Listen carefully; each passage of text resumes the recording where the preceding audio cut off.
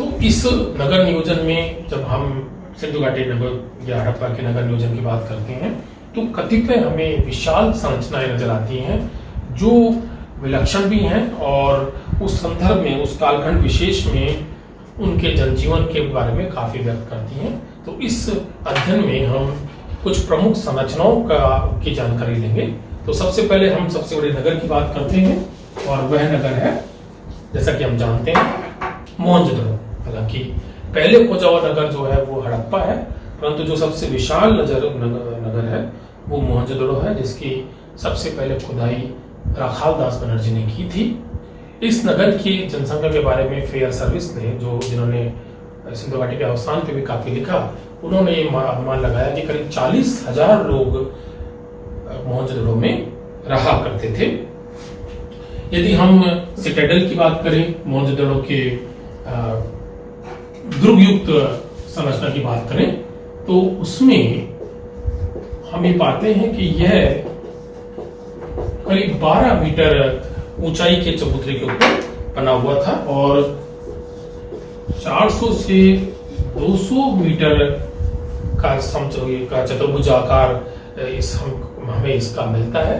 जो सिटाडेल या प्राचीर युक्त जो पूर्व पश्चिम नगर है उसका, इसकी चारों ओर 6 मीटर की हमें प्रांशुकाकार मिलती है या मिट्टी की दीवार मिलती है।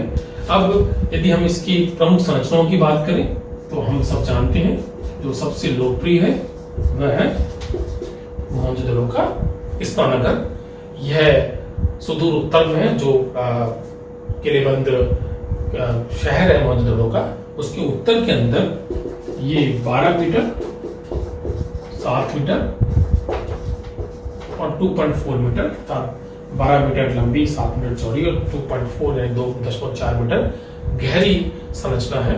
यह मान सकते हैं कि जो आजकल अंतर्राष्ट्रीय स्टैंडर्ड के जो तरणताल होते हैं वैसा एक तरणताल बना हुआ है। उत्तर और दक्षिण में इस तरणताल के हमें सीढ़ियां मिलती हैं और दक्षिण में, पश्चिम में और पूर्व में हमें इसके चारों कोठरियां मिलती हैं या कक्ष मिलते हैं, वैसे ही जैसे कि हम आज की किसी तरणताल के अंदर देखा करते हैं। इसमें उत्तर दिशा में इस तरह की कोठरियां प्राप्त नहीं हुई हैं। दूसरे एक जो महत्वपूर्ण बात इसके संदर्भ में है वो यह है कि ये जलरोधी है और कुछ इतिहासकार ये लिखते हैं, अभी रिसेंटली उपिंदर सिंह ने भी अपनी रचना में लिखा है कि यह वाटर प्रूफिंग का सबसे प्राचीन उदाहरण है। उस समय समकालीन सभ्यता में हमें ऐसा इतनी विशाल वाटर बॉडी जलरोधी रूप में नजर नहीं आती है। जलरोधन के लिए जिप्सम कार बिटुमन का प्रयोग किया गया है। संभवतः बिटुमन के लिए वनस्पति या जो वेजिटेबल्स थी या जो पेड़ थे उनके जलाने से जो कोयला प्राप्त होता था उससे उसको प्राप्त किया जाता होगा। तो ये स्नानागार एक महत्वपूर्ण रचना है, वो अपनी संरचना के कारण और उसकी उपयोगिता को लेकर के बड़ी दिलचस्प और विलक्षण बनी हुई है। इसमें उत्तर में कुआं और ऐसा मान दक्षिण पश्चिम में जल निकासी की व्यवस्था है जिससे कि इसको खाली किया जाता होगा। इसकी उपयोगिता को लेकर के कतिपय अनुमान ही हैं और जो अनुमान सब स्वीकृत सा है वह यह है कि इसकी ऐसे सार्वजनिक स्नानागार की उपयोगिता किसी न किसी रूप में धार्मिक संदर्भों में रही होगी, क्योंकि भारत में बाद में भी हमें इस तरह के सार्वजनिक स्नानागार तड़ाग के रूप में मिलते हैं। पाली साहित्य में या बौद्ध साहित्य में इनका बहुत ही हमें उल्लेख मिलता है। तो मोहनजोदड़ो की जो इस प्रधान रचना के बाद एक जो दूसरी रचना है जो इसके बिल्कुल निकट में करीब 20 से 25 मीटर दूर पे प्राप्त हुई है, वह एक बड़ी सी रचना है। एक भवन है जो 70 मीटर गुणा 24 मीटर जो आकृति का है और यह भवन वैसा ही भवन है जैसा प्राचीन भारत में बहुत जगहों से मिले हैं, खास तौर से जिनको हम बौद्ध विहार कहते हैं। अर्थात बीच में एक दालान, इसमें भी 10 मीटर का एक दालान है बीच में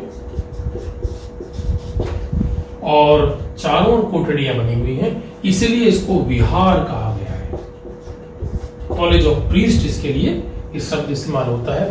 क्योंकि इस तरह के विहार या इस तरह की संरचनाएं हमें बाद में बौद्ध वास्तु के अंदर बहुत नजर आती हैं, जो बौद्ध भिक्षुओं के रहने के लिए थी, क्योंकि इसमें भी चारों ओर कमरे हैं और 3 तरफ ब्राह्मणों का इस्तेमाल किया गया है। मोहनजोदड़ो की जो संरचनाएं हैं, जो बड़ी संरचनाएं मिली हैं, उनमें ये जो 2 तो उत्तर में आती हैं, स्नानागार और विहार। जो पश्चिम में इनके पश्चिम में जो एक रचना है वह है ग्रेनरी या धान्यागार। तो ग्रेनरी के बारे में जो सारे इतिहासकार, प्राचीन विश्व सभ्यता का अध्ययन करने वाले इतिहासकार एक मत हैं कि समस्त प्राचीन सभ्यताओं में जब शहरों का निर्माण हुआ तो अन्नागार उन शहरों में अनिवार्य रूप से बनाए गए। मोहनजोदड़ो हड़प्पा के समकालीन ही जो मेसोपोटामिया की सभ्यता है उसमें भी हमें इस तरह के अन्नागार देखने को मिलते हैं, क्योंकि शहरों के निर्माण की पूर्व शर्त यह होती है कि वहाँ खाद्यान्न की ठीक सी समुचित व्यवस्था हो, क्योंकि हम जानते हैं कि शहरी निवासी जो है वो खाद्यान्न के उत्पादन में संलग्न नहीं होते हैं। वो आर्थिक गतिविधियों का जो दूसरा स्तर है, जिसको हम जो सेकेंडरी वो कहते हैं फील्ड या सेक्टर कहते हैं, उसमें संलग्न होते हैं, सेकेंडरी सेक्टर में या द्वितीय क्षेत्र में, जहां वो फिनिश्ड गुड्स का या कहना चाहिए कि वस्तुओं के निर्माण में संलग्न होते हैं। और हम ये पाते भी हैं कि सिंधु घाटी के या हड़प्पा सभ्यता के जो समस्त शहर हैं वो किसी न किसी उद्योग में या उद्योग धंधे से संबद्ध थे।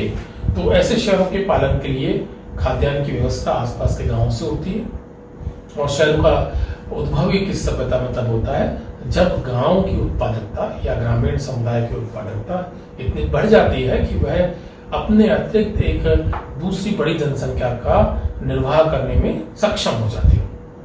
तो इस दृष्टि से हम दो जो ये अन्नागार है उनको देखकर इस नतीजे में पहुंचते हैं कि जो हड़प्पा क्षेत्र था उसमें उसके ग्रामीण अंचल ने उससे इस तरह की उत्पादकता हासिल कर ली थी।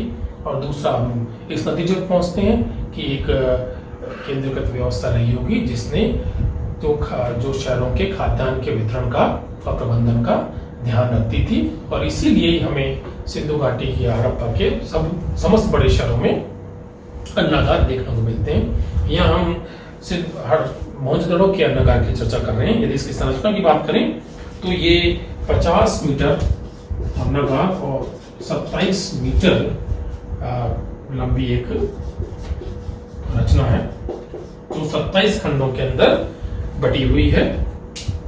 इस तरह के अन्नागार बाद में भी हमें भारतीय परंपरा में नजर आते हैं, क्योंकि जिसको हम महाप्रस्थान का अभिलेख कहते हैं, या जो आज वर्तमान बांग्लादेश की बोगरा जिले से प्राप्त एक अभिलेख है, उस अभिलेख में इसी प्रकार के अन्नागार का जिक्र है, और उस अभिलेख को हम अशोक से भी पहले का अभिलेख मानते हैं, माना करते हैं। तो इस तरह उसमें भी धान्यागार या धान्यकूट का जिक्र आया है, या इस तरह के धान्यकूट और धान्यागारों का जिक्र हमें साहित्य में मिलता है। तो अन्नागार या धान्यागार रखने की परंपरा प्राचीन भारत के शासन के अंदर सदैव से विद्यमान रही होगी, और उसकी शुरुआत हम मोहनजोदड़ो में या हड़प्पा के अन्नागार में देखते हैं। जो सिटाडेल है मोहनजोदड़ो का, उसके में इन 3 संरचनाओं के बाद जो चौथी बड़ी संरचना है जो बिल्कुल दक्षिणतम हिस्से में है, उसको हम असेंबली हॉल कह सकते हैं। और ये भी एक बड़ी रचना है। इसकी एक और जो महत्वपूर्ण बात है वो यह है कि स्तंभ युक्त है। करीब 750 वर्ग मीटर की ये रचना, इसमें 20 स्तंभ है। देखिए, जो हम भारतीय उपमहाद्वीप की वास्तु परंपरा को देखते हैं तो उसमें एक बात पाते हैं कि संपूर्ण प्राचीन काल में जो बड़ी विशाल रचनाएं मिली वो स्तंभों पर टिकी हुई थी, और स्तंभ आधारित ही भवन भारत के अंदर बना करते थे। हमें शत स्तंभीय मंडप का या सहस्त्र स्तंभीय मंडपों का हम जिक्र सुनते हैं। रामेश्वरम में एक मंदिर भी है जिसमें शायद 1000 स्तंभ हैं। तो इस तरह की रचनाएं, स्तंभों पर टिकी हुई रचनाएं भारतीय वास्तु परंपरा का एक अहम हिस्सा रही हैं। ये जो 750 वर्ग मीटर का असेंबली हॉल है, इसका क्या उद्देश्य था कहना मुश्किल है। संभवतः ये जो पाली साहित्य एवं संथागार प्राप्त नाम की एक अवसंरचना का जिक्र सुनते हैं, जिसको संस्कृत में संस्थागार कह सकते हैं, वैसी रचना रही हो या उस जैसी उपयोगिता वाली संरचना रही हो। क्यों? क्योंकि पाली साहित्य संथागार का उल्लेख उन गणराज्यों के संदर्भ में करता है जिनमें कई सारे शासक होते थे और वहां उस संस्थागार में बैठकर या संथागार में बैठकर के वो निर्णय लिया करते थे। तो वो संथागार या संस्थागार एक तरह की आज के जमाने जैसी संसद हुआ करती थी। तो या तो यह उस तरह की रचना होगी या असेंबली हॉल, या सार्वजनिक कार्यक्रमों के लिए बनाई गई अवसंरचना होगी, क्योंकि हम मोहनजोदड़ो से एक नर्तकी की प्रतिमा प्राप्त करते हैं और नर्तकी की प्रतिमा इस बात को व्यक्त करती है, इस बात को संकेतित करती है कि जो प्रदर्शन कलाएं हैं वो बहुत महत्वपूर्ण स्तर पर थी और प्रदर्शन कलाओं का प्रदर्शन सामूहिक रूप से होता होगा, तो इस तरह के असेंबली हॉल उसमें अवश्य काम में आते होंगे। यदि हम वास्तु की दृष्टि से देखें तो जो मुख्य या सिटाडेल है या किलेबंद हिस्सा है मोहनजोदड़ो का, उसमें यही 4 प्रमुख रचनाएं हमें प्राप्त होती हैं। निचले हिस्से में भी जो जिसको निचला नगर या आम नगर, आम लोगों के लिए रहने वाला नगर कहा गया है, उसमें भी हमें कई संरचनाएं प्राप्त होती हैं। इसमें एक बहुत बड़ी इमारत हमें मिलती है और जिसको मंदिर कहा है कुछ लोगों ने, क्योंकि इसमें वह पाषाण प्रतिमा मिली है जिसे हम प्रीस्ट कहते हैं, जिसके कंधे पर उत्तरीय है, हल्की सी दाढ़ी है और अर्ध उन्मूलित आंखें हैं। इसके अतिरिक्त जो निचला नगर है उससे जो दिलचस्प संरचनाएं मिली हैं उनमें घर हैं। घरों की रचना वैसी है जैसी हमें आज तक भारत के ग्रामीण समाज में देखने को मिलती है कि आंगन या दालान या चौबारे के चारों ओर बने हुए कमरे, यही एक मूलभूत रचना है। कुछ विशाल जो घर हैं उनमें इस तरह के चौबारे ज्यादा हैं, अर्थात यदि 16 कमरों वाला घर है तो उसमें आपको 4 चौबारे या दालान मिल जाएंगे और हर दालान के चारों ओर 4 कमरे मिल जाएंगे। इस तरह की जब हम ऐतिहासिक काल में आते हैं तो हमें चतुष्शाल ग्रह नामक एक साहित्य के अंदर बहुत जिक्र आता है, जिसको हम चतुष्शाल ग्रह कहते हैं। तो संभवतः ये चतुष्शाल ग्रह जो है, चतुष्शाल ग्रह विशाल ग्रहों को कहा गया है। इसका आशय यही है कि 4 दालानों युक्त, यानी हर दालान की चारों ओर कमरे और ऐसे 4 दालान, तो इतना घर, ऐसा घर कितना विशाल होगा इसका हम अनुमान लगा सकते हैं। तो घरों की रचना दालान के चारों ओर कमरों वाली है और घर की साइज के हिसाब से दालानों की संख्या बढ़ती जाती है। एक और जो इन सामान्य घरों में गौरतलब चीज है वह स्नान घर और कुओं का होना है। जैनसन नामक एक पुरातत्वविद ने यह अनुमान लगाया है कि मोहनजोदड़ो के निचले शहर में ही करीब 700 कुएं थे। ये एक ऐसी परिघटना है जो हमें हतप्रभ करती है, वो इस दृष्टि से कि यदि हम हमारे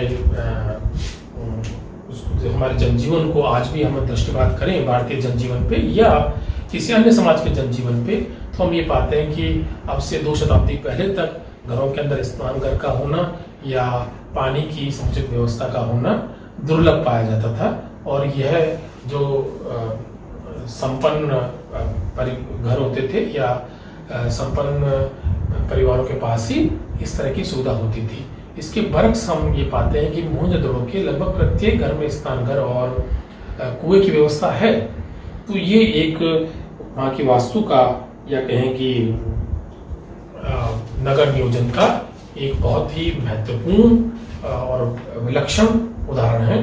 यहाँ हमें एक बात और गौर करने की है जो हम आगे पढ़ ही रहे हैं कि जल निकासी की जो व्यवस्था है, जो प्रत्येक घर से पक्की ईंटों की नालियों के जरिए पानी निकलता है और बाहर आकर के मुखों के जरिए वो मुख्य नाली तक जाता है और फिर वहां से शहर के बाहर जाता है, वह अपने आप में एक नगर नियोजन का एक बहुत ही विकसित प्रारूप हमारे सामने रखता है।